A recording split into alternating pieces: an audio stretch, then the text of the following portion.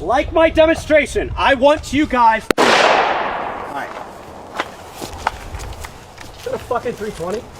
A clip of a negligent discharge during firearms training is going viral, and the instructor's initial response is to blame the firearm? In this short video, I want to talk about this footage and explain why I think it's either faked or dangerously real and does potential harm to our Second Amendment rights and our community as a whole. If you believe in responsible gun ownership, proper training, and not turning our rights into circus acts for views, then this one's probably for you. Definitely like, comment, subscribe, do all those things. It helps me. Let me know. Do you think it was staged? Do you think I'm a total idiot? I don't know. Let me know what you think. I'm genuinely curious to hear. Like my demonstration, I want you guys. Alright. Is that a fucking 320? Yep. Alright. God damn it, dude. Get this gun off my range. Don't bring it back on the range. God damn.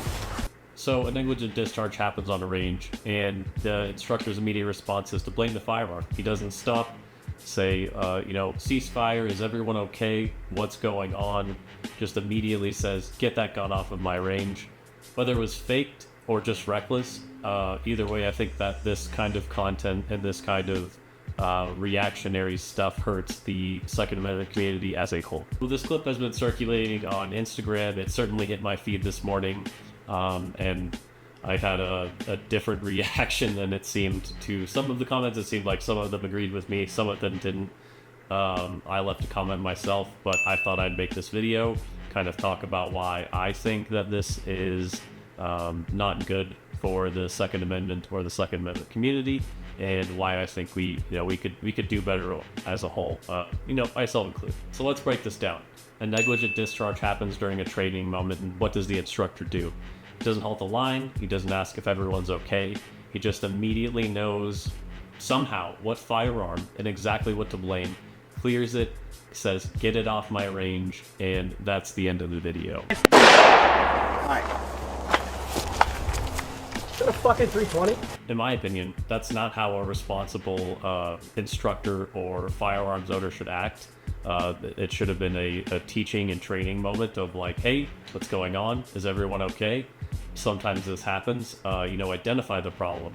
Was there a finger on the trigger? Was it caught on the holster? Any number of things could have happened. But his immediate response is, oh, the firearm definitely did it. And that's because it's a trendy gun. And while there is some evidence to support that, there are some issues with this, allegedly. I don't know. I'm not a lawyer. I'm not a complete firearms expert. I'm just giving my opinion here. I think it's kind of silly and dangerous to say, oh, I know exactly what it was. It was the gun.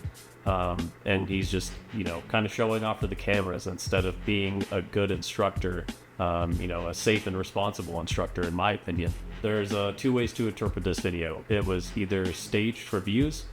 This one, as of this moment, has over 20,000 shares. So I'm sure that's doing great numbers for this guy's courses and this guy's social media, whether that was intentional or not. But if it's real, then he's one of the worst kind of instructors, in my opinion. He's more interested in showing out for the cameras that he knows are rolling than ensuring the safety of his students or, being aware of what's actually happening versus assuming he knows what's going on based on what firearm it is. As I kind of said earlier in this video, I actually left a comment on this instructor's video, and his response was sort of just to double down versus explain anything that happened and just kind of call me dumb in a way, in his own special way, I guess. And this isn't just an isolated incident. It's not about one guy, one gun, one instructor. It's about the community as a whole. Posts like this affect how people outside of our community and inside of our community view us and view the future of our rights. The gun community should be about discipline, education, and responsibility, not about showboating or using social media as a funnel for your training programs. So maybe this was real, or maybe this instructor just wants to go viral. Maybe he's more interested in likes over lives. I don't know. I wasn't there. I'm just here to give my stupid little opinion on this situation. Maybe other people will agree. Maybe they won't.